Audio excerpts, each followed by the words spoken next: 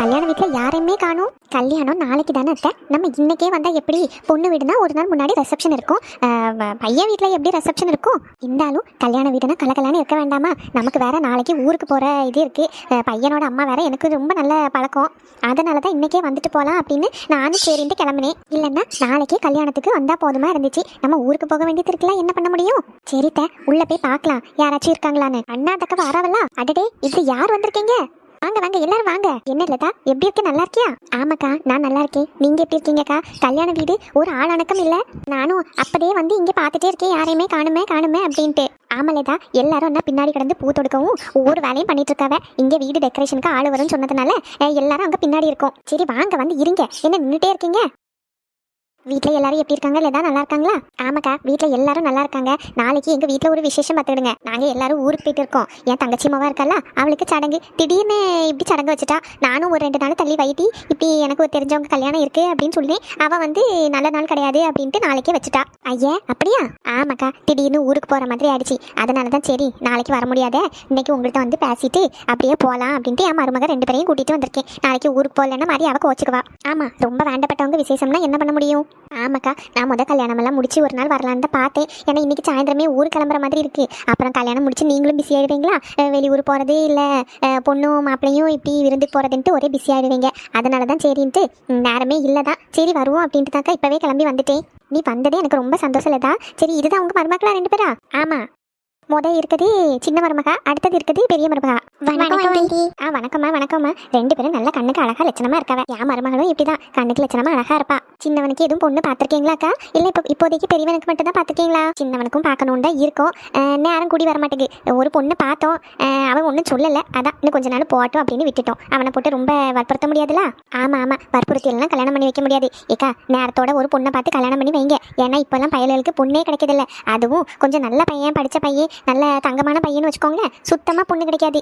ஆமா நீ சொல்லதும் கரெக்டு தான். நானும் தேடிட்டு தான் இருக்கேன். அவன் மனசுக்கு பிடிச்ச மாதிரி பொண்ணை தேடி கண்டுபிடிச்சு கொடுக்கணும்ல.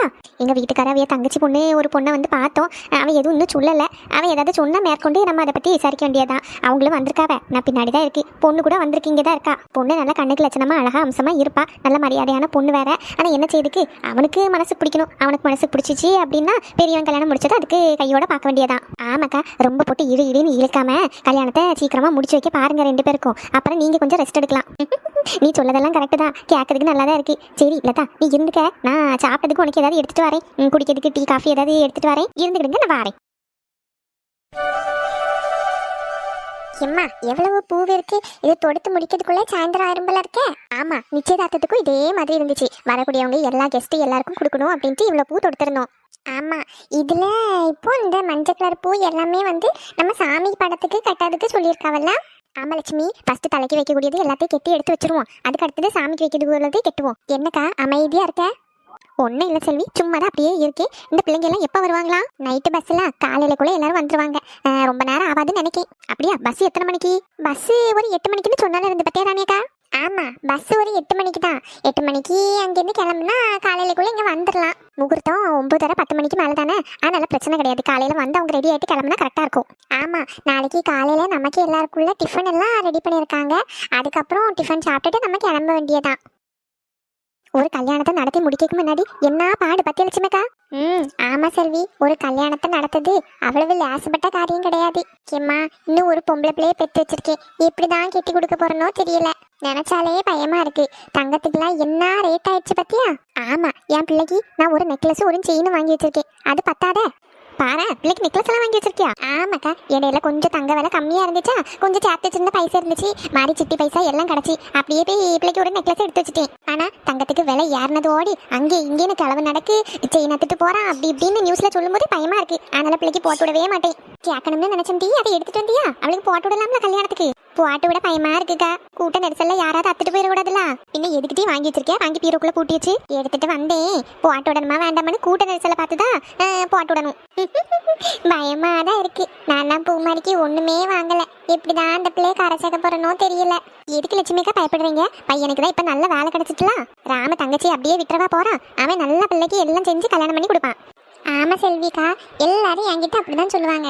பிள்ளைக்கு பையன் நல்லா கல்யாணம் பண்ணியப்பா, தங்க நகையெல்லாம் போட்டு அப்படின்ட்டு. இப்போ அவனுக்கு கல்யாணம் ஆகாம இருந்திருந்தா தெரிஞ்சிருக்காது. இப்போ அவனை நம்பி ஒரு பிள்ளை வந்திருக்கு. அந்த பிள்ளைய அவன் பார்த்துக்கணும்னா அவன் தலைமையில எல்லா பாரத்தையும் இறக்கி வைக்க கூடாதுன்னு இதைய அப்பா எப்பவும் சொல்லிட்டு இருப்பாவ. அதனாலதான் ராப்பாகல நாங்க உழைச்சி பூமாரிக்கு கொஞ்சம் தங்க நகையாவது சேர்த்து வைக்கலாம் அப்படின்னு நினைச்சிருக்கோம். ஒண்ணுமே இப்ப வரைக்கும் வாங்கல. ஒரு செயினாவது வாங்கி போடணும். அவ வயசுல எல்லா பிள்ளைகளும் கழுத்துல செயின் கம்மலுன்னு போடும்போது அவளுக்கும் ஆசையா இருக்கும்ல. ஆனா ஒரு நாள் கூட என்கிட்ட கேட்டதே கிடையாது. பாவமா இருக்கும். எல்லா பிள்ளைகளும் இந்த திருவிழாக்கெல்லாம் செயின் போட்டுட்டு நிற்கும் போது திருவிழாக்கு ஒரு 2-3 நாள் முன்னாடி இம்மா ஃபேன்சி ஸ்டோர்ல போய் ஒரு செயின் வாங்கி தெரியாமா அப்படின்னு கேட்பா. அந்த நேரத்துல கஷ்டமா இருக்கும். பிள்ளைக்கு எப்படியாவது ஒரு செயினாவது வாங்கி போடணும் அப்படின்னு ஆசையா இருக்கு. சரிக்கா, வருத்தப்படாதீங்க. இதுக்கெல்லாமா போட்டு வருத்தப்பட்டுட்டு இன்னும் அடுத்தது காலேஜுக்கு போக போறா. காலேஜுக்கு போகும்போதாவது கழுத்துல ஒரு செயின் போட்டு விடணும்ல. ஆமா, அவ சொல்லதும் கரெக்டு தான். இன்னும் என் பிள்ளைகளும் அப்படித்தானே. ஒரே ஒரு செயின் மட்டும் இருக்கு சத்திய கூடாது. சுவானியா சின்ன பிள்ளை தானே அப்படின்ட்டு அவளுக்குள்ள செயினை மட்டும் ஒரு இடம் வாங்கி போட்டோம்ல. அந்த இடம் வாங்கும்போது வித்தேன். இப்போ ஒருத்திக்கு மட்டும் போட்டு விட்டா நல்லாவா இருக்கும் அப்படின்னு 2 பேருக்கு கில்ட்டு செயின் தான் போட்டு விட்டுருக்கேன். ஆமா பத்தியாக்கா, நீ அந்த செயினை வித்துட்டேலாம். ஆமா, சுவானியா சின்ன பிள்ளை தானே, இன்னும் 2-3 வருஷம் போகட்டும்னு நினைச்சேன். அந்த டைம்ல இடத்த வாங்கி போட்டேன். பரவாயில்ல ராணி, இடத்தையாவது வாங்கி போட்டிருக்கேல்ல. நமக்கு ஏறி இருக்கிறதுக்கு ஒரு வீடு தானே வேணும், அதுதானே முக்கியம். ஆமா, எத்தனை வருஷமா போட்டு வாடகை கொடுத்து இருக்கேன். அந்த வீட்டுல இருந்து மாறதுக்கும் மனசு வர மாட்டேங்கி. இடத்த வாங்கி போட்டாச்சு. இனி எப்ப வீடை கட்டுவேனோ என்னமோ ஒண்ணும் தெரியாது. சரிக்கா, இடத்தையாவது வாங்கி போட்டிருக்கேல்ல, அதே நல்லதுன்னு நினைச்சுக்க. இன்னும் அடுத்த திருவிழா வரப்போகுது. அதுக்கு முன்னாடி பிள்ளைக்கு ஒரு செயின் வாங்கி கொடுக்கணும். சீட்டு காசு கொஞ்சம் வரும், ஆனா அது பத்தாது. கொஞ்சம் கொஞ்சம் இவைய தரதெல்லாம் சேர்த்து வச்சிருக்கேன். அங்கே இங்கேன்னு மிச்சம் பிடிச்சி எல்லாம் சேர்த்து போட்டு ஒரு பவுன்ல செயின் எடுக்க முடியுமான்னு பார்க்கலாம். இப்போ 1.5 லட்சத்துக்கு மேல போவே ஒரு பவுன் செயின். நம்மள மாதிரி உள்ளவங்களுக்குலாம் பிள்ளைக்கு தங்கத்தை போட்டு கல்யாணம் பண்ணி வைக்கணும் அப்படின்றது இனிமே யோசிக்கவே வேணாம். ஆமாக்கா, இப்பவே இப்படி சுவாபிலாம் வளர்ந்ததுக்கு அப்புறம் என்ன ஆமோ ஒன்றும் தெரியாது. வரக்கூடிய பசங்க தான் பொண்ணுக்கு குணத்தையும் படிப்பையும் வச்சு நான் கல்யாணம் பண்ணிக்கேன்னு சொல்லி வந்தா உண்டு. ஆனா இந்த காலத்துல இப்பவும் எனக்கு இவ்வளோ பவுன் தங்கம் போட்டாதான் கட்டிக்குவேன்ட்டு பையன் சொல்லாலும் இல்லையோ பையன் வீட்டுக்காரர் சொல்லதான் செய்யுங்க. நான்லாம் என் பையனுக்கு கல்யாணம் பண்ணி வைக்கும்போது பொண்ணு வீட்டுல இருந்து எதுவுமே வேண்டாம்னு சொல்லி தான் கட்டி வைப்பேன். நம்மள மாதிரி தானே அவங்களும் கஷ்டப்பட்டு பிள்ளைக்கு கல்யாணம் பண்ணி வைக்கணும்னு நினைப்பாவ. தங்கச்சிங்க 2 பேரும் இவ்வளோ கஷ்டப்படுறாங்கன்னு நமக்கு தெரியாம போச்சு. இதுக்குதான் நம்ம கிட்ட எல்லாம் எதுவும் சொல்ல மாட்டாவளோ தெரியாது. ஒருத்தி பார்த்தா இடம் வாங்குறதுக்கு இன்னும் கஷ்டப்பட்டுட்டு கிடக்கா. ஒருத்தி பிள்ளைக்கு செயினை விட்டு இடத்த வாங்கியிருக்கா. என்கிட்ட எல்லாம் ஒன்றும் சொல்லக்கூடாதுன்னு தான் இருக்காவளா 2 பேரும். ஒன்றும் தெரிய மாட்டேங்குது. நம்ம இவ்வளோ சம்பாரிச்சு வச்சிருக்கோமே, நம்ம கிட்ட எல்லாம் வந்து சொன்னா இங்க நம்ம காசுக்காண்டி தான் வரோன்னு நினைச்சு எதுவும் அக்கா தப்பா நினைச்சுக்கும்னு நினைச்சிட்டா என்கிட்டே அண்ணகிட்டே ஒன்றும் சொல்லாம வரைச்சி வைக்காவளோ தெரியல. கேட்கறதுக்கு கஷ்டமா இருக்கு. இவகிட்ட சொல்லி 2 பேருக்கு ஏதாவது உதவி செய்ய முடியுமான்னு பார்க்கணும். ராணி அவளுக்கு ஒரு செயின் எடுத்து கொடுக்கலாம். ஒருத்திக்கு மட்டும் தானே செயின் இருக்குன்னு சொன்னா இன்னொருத்திக்கும் செயின் எடுக்கலாம். நந்தினிக்கு நகை எடுக்கும்போது சுவானிக்கு ஒரு செயின் எடுத்து கொடுக்கலாம். செல்விக்கு எங்கனையாவது ஒரு 2 சென்ட் இடத்த வாங்க முடியுமான்னு பார்ப்போம். அவள் ஒத்துக்க மாட்டாதான். சரி, பாதி பைசாவாவது நம்ம கொடுத்து அவளுக்கு ஒரு இடத்த வாங்கி கொடுப்போம். மாறி வீடு வைக்கும்போது தானே பார்த்துக்கிடுவோம். ஊருக்கு போனதுக்கப்புறம் இவன் அங்கேருந்து வந்ததுக்கப்புறம் பேசி பார்க்கணும் இந்த விஷயத்தை பற்றி. அண்ணன்ட்டையும் பேசணும். நான் மட்டும் உதவி பண்ணா வாங்க மாட்டாவ. அண்ணன்ட்டையும் சொல்லி பேசி 2 பேருக்கு ஏதாவது பண்ண முடியுமான்னு பார்க்கலாம்.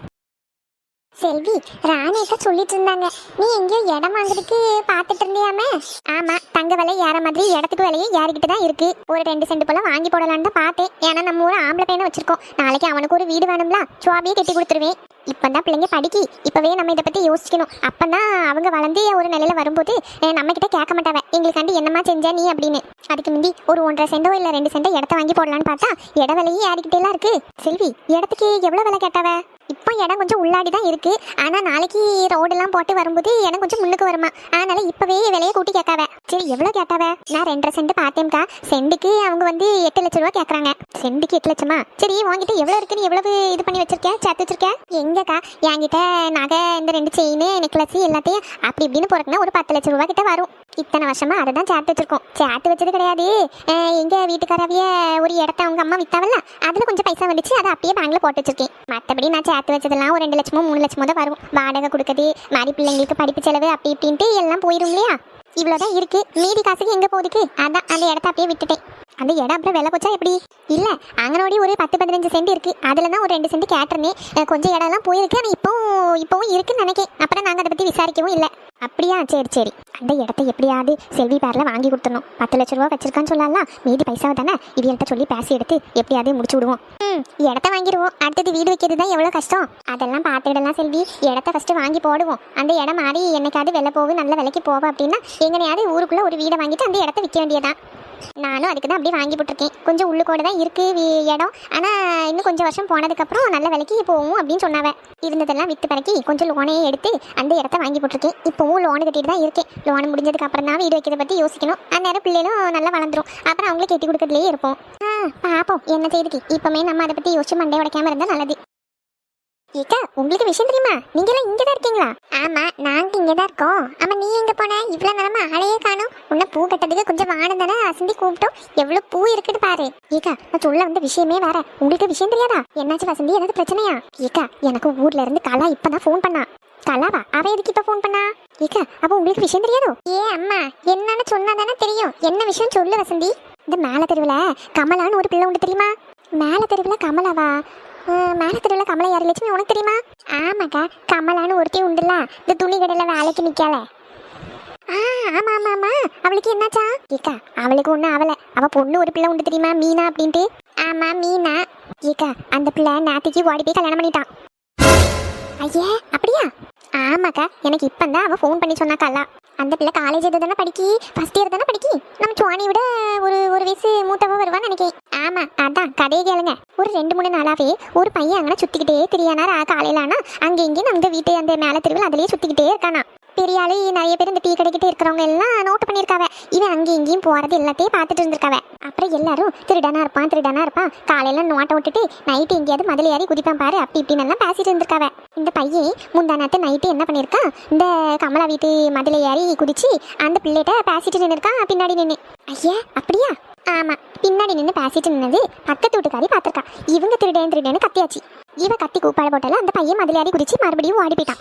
ஆனா இந்த பொம்பளை நல்லா பார்த்துருக்கா. அந்த பையன் இந்த பிள்ளைகிட்ட பேசிட்டு நின்னத 2 பேரும் பேசிட்டு இருந்தது நல்லா பார்த்தாச்சு. மாறி இவ என்ன பண்ணிருக்கா, ஊரு புள்ள சொல்லியாச்சு, இந்த பையன் திருடன் கிடையாது, ஏதோ அந்த வீட்டுல பிள்ளை கூட தான் பேசிட்டு நின்னா அப்படின்னு. அப்புறம் என்ன பண்ணதுக்கு ஊரு பூரா தெரிஞ்சு போச்சு. அந்த பிள்ளைக்கு ஒரே அசிங்கம் போச்சு. அடுத்த நாள் காலையில காலேஜ் போயிட்டு அந்த பையன் கூட அப்படியே ஓடியாச்சு. ஐயா, சின்ன பிள்ளைல. ஆமா, வயசு பத்தாது. என்ன பண்ணதுக்கு? போலீஸ் ஸ்டேஷன்ல கம்ப்ளைண்ட் கொடுத்து ஒரே அங்க பிரச்சனையா கிடக்கு ஊர்ல. போலீஸ் ஸ்டேஷன் வரைக்கும் போயிட்டாவளோ? ஆமா, சின்ன பிள்ளைலாக்கா, அதனால போலீஸ் ஸ்டேஷன்ல கம்ப்ளைண்ட் கொடுத்தாச்சு. அந்த பிள்ளை நான் அவன் கூட தான் போவேன் அப்படின்னு நிக்கான். ஆனா வயசு பத்தாது, நீ படிப்பெல்லாம் முடிச்சுக்க, உனக்கு அந்த பையனை கெட்டி தரோம் அப்படின்னு கூட்டிட்டு வந்து வீட்டுல வச்சிருக்காங்களாம்.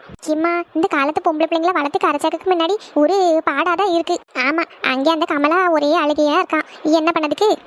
நேரத்துல பிள்ளைங்களுக்கு ஒரு மாப்பிள்ளையை பார்த்து கெட்டி வச்சிடணும். இப்படி வீட்லயே இருந்து வயிற்றுல நெருப்பு கட்டிட்டு தான் நம்ம இருக்க வேண்டியதா இருக்கு. ஒவ்வொரு கதையை பார்க்கும்போது நமக்கு பயமா இருக்கு. ஆமாக்கா, பொம்பளை பிள்ளைல பெற்று வச்சுக்கிறவங்களுக்கு அப்படிதான் இருக்கும். என்ன பண்ண முடியும்? ராணியக்கா, எல்லா வீட்டில் பிள்ளைகளும் ஒரே மாதிரி இருக்காதுக்கா. நம்ம பிள்ளைகளெல்லாம் அப்படி எதுவும் பண்ணாது. நம்ம பிள்ளைல நம்ம அப்படியே வளர்த்துருக்கோம். ஒரு ஆம்பளை பிள்ளைகிட்ட பேசாது. காலேஜுக்கு போனால் அன்னைக்கு அங்கே என்ன நடக்கு எல்லாமே பூமாரி வீட்டில் வந்து சொல்லிடுவா. சரிதான், என் பிள்ளைல அப்படிதான் இருந்தாலும் பயமாலாம் இருக்கு. அக்காளுக்கு பிள்ளைங்க மேலே என்ன நம்பிக்கை. ஆனால் எனக்கு பக்குன்னு இருக்கு. இந்த சுவாணி பிள்ளை அன்னைக்கு நைட்டு யார்கிட்ட தான் ஃபோனில் பேசிட்டுனாலும் ஒன்றும் தெரியல. அக்காட்ட சொன்னால் நெஞ்சு அடிச்சு செத்துருவா. இதை சொல்லாமல் நம்மளே தான் ஹேண்டில் பண்ணணும். என்ன பண்ணதுக்கு? ஊர் பிள்ளைங்க எப்படி இருக்கு.